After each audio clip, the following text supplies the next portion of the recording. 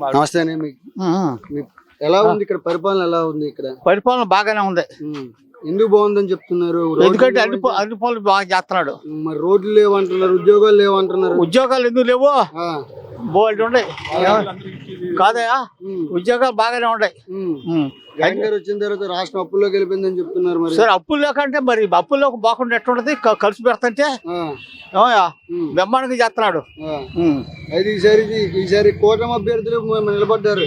నక్కానంద బాబు, ఇక్కడ ఏమో అరుకుట్టి అశోక్ బాబు నిలబడ్డాడు. వీళ్ళిద్దరు ఎవరు వచ్చే అవకాశం కనబడుతుంది?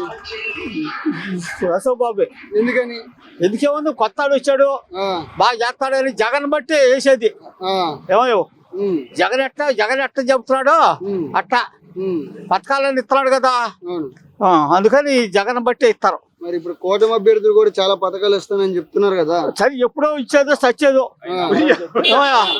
ఇచ్చేదో సచ్చేదో. అయ్యే ముందు నువ్వు ఉంటావు, నేను ఉంటాను, ఎవరికి తెలిసి చెప్పు.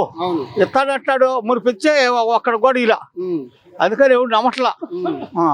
మురిపి ఇస్తాననే అందరికి శుద్ధి పెట్టాడు. ఇప్పుడు ఎందుకు ఇస్తాడు మళ్ళీ? ఇప్పుడు ఈయన భయం.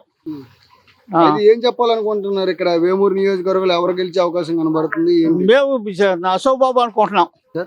నమస్తే. ఇక్కడ ఎలా ఉండబోతుంది? ఎవరు వచ్చే అవకాశం కనబడుతుంది? ఎవరి పరిపాలన బాగుంటుంది?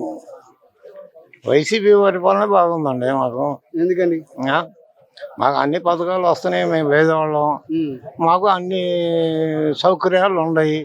ఏంది స్కూళ్ళు డెవలప్మెంట్ అయ్యి, హాస్పిటల్ డెవలప్మెంట్ అయినాయి, ఏంది సౌకర్యాలన్నీ ఉన్నాయి. అందుకోసం జగన్ గారు వచ్చిన తర్వాత రాష్ట్రం అప్పుల్లోకి వెళ్ళిపోయిందని చెప్తున్నారు, అసలు ఉద్యోగాలు లేవని చెప్తున్నారు, మీరు బాగుందని చెప్తున్నారు. అప్పులు అనేది అది అయితే అంత లోతులో మనకు తెలియదు, కానీ పరిపాలన ఇదే బాగుంది. ఏంది రైతు భరోసా ఉంది, అమ్మ ఒడి ఉంది, అన్ని పథకాలు ఉన్నాయి, 24 పథకాలు ఉన్నాయి. ఒక్కొక్క ఇంటికి 1,00,000, 3 లక్షలు, 5 లక్షలు, 10 లక్షలు వచ్చిన ఇళ్ళు కూడా ఉన్నాయి.